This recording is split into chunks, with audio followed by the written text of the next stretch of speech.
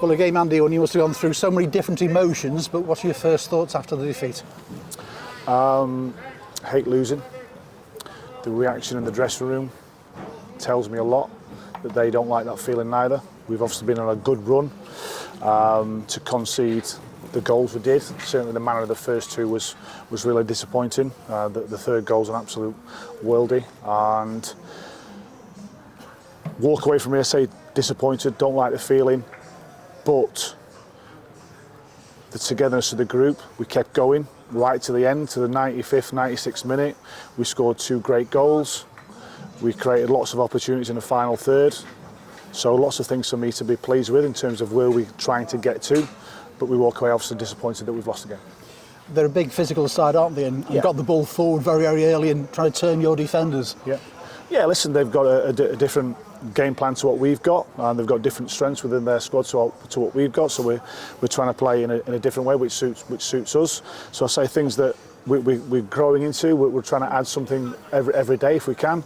So say things which please me, but we walk away from it with no points. So that's the most important thing. When we win, however you win, but so we walk away disappointed. It's actually we're taking no points with us. Having to pick up Josh Hawkes in the dressing room there after missing the penalty right at the end that could have given you the point.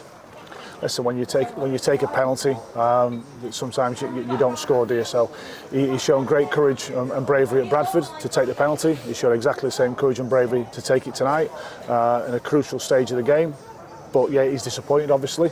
But he's been great for us since he came back into the squad, and he has to continue to take on the responsibility and take the next one if he wants to do it. But there's no blame attached to Josh whatsoever. There's been lots and lots of players throughout the year who've missed penalties.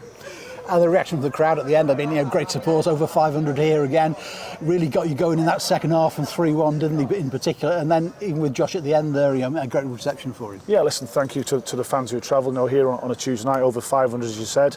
Again, I think they'll walk away thinking that these things we did really well. The impact from the bench was really good as well, all 5 players who came on. So I say we're obviously disappointed. We don't like losing. We haven't experienced that feeling now, so it's important that we look at it and then we approach Saturday's game against Chesterfield in exactly the same positive manner, trying to win. Is it more disappointing when you sort of pulled Harrogate towards you and you couldn't get past them this evening? Listen, as I said to you post-game on Saturday, we're looking at the teams who are above us. We've been on a good run of form, 12 points from the previous 6 games, which is really good form. Tonight's not gone our way, the fine margins of football. So say to lose 3-2, but the courage, the bravery, we kept going, we kept fighting, we scored, we were on top in the late stages of the game at 3-1. It's easy to almost become the victim of the scoreline, particularly the manner of their third goal, where it's an absolute worldly strike, but we kept going.